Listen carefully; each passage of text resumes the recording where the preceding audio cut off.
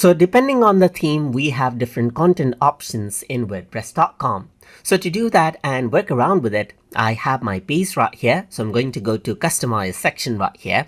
And once I go around onto customize, you can see that content option is here in this particular form right here. So you can see that right now I see full post all over right here, as I have all of the posts just like this. But if I just want to see excerpts, then I can simply go ahead and choose post excerpts, and then you only see the excerpts, as you can see, instead of seeing the full content, as you can see right here. Go for full post, you get the full post. Go for post excerpts, and you just have the excerpts right there.